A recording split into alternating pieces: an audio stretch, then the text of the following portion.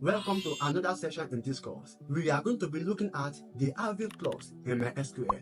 You will see what the aggregate clause is and its uses. You will see the differences between the aggregate clause and the where clause. You will also see how to combine the aggregate clause and where clause in the same query. You will also see how we can combine the limit clause and the order by clause with both the aggregate clause and the where clause inside the same query.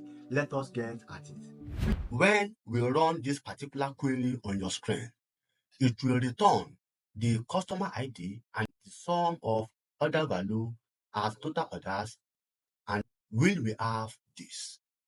You have all of these particular results where we have the total orders made by all of our customers based on their customer ID.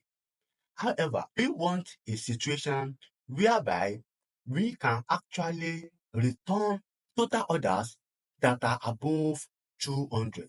We don't want to return all the total orders. We only want those customers whose total orders for the year is above 200. The commonest approach by a beginner is to use a where clause. Let's use where clause and say where the total orders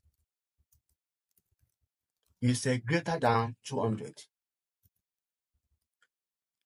What you will discover is that this particular icon is here, telling us that this where clause is in the wrong place.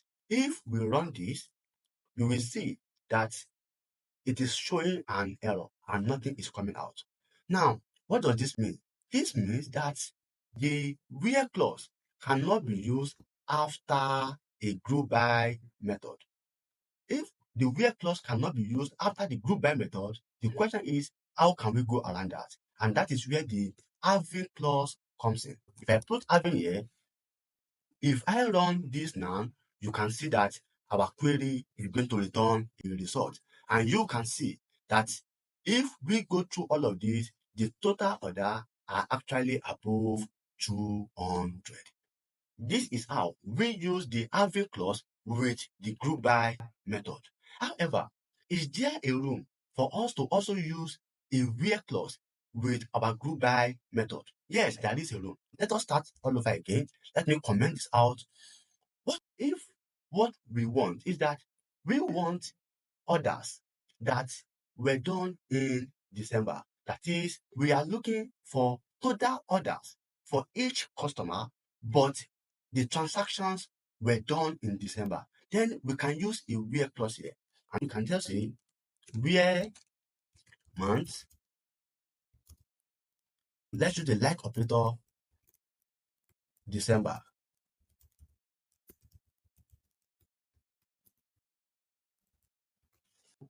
With this now, this is going to return all the transactions that were done in December alone. It will not return transactions that were done outside of December. Let me run this, then you can have it. That all of these transactions here were done in December.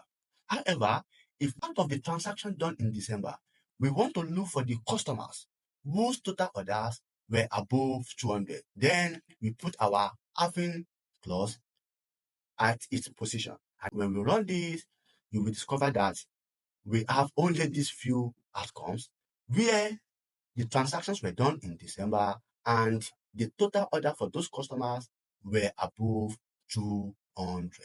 This is how we can combine the where clause and the average clause with the group by method in MySQL.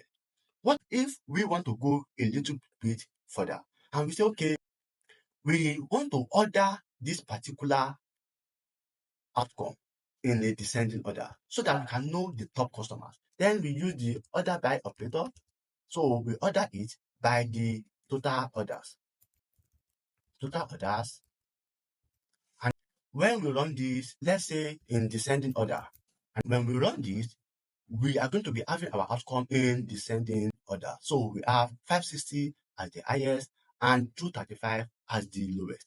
What if we want only the top three? Then we can put our limit clause and then the top three is what we are looking for. When we run this, we will be only having the top three.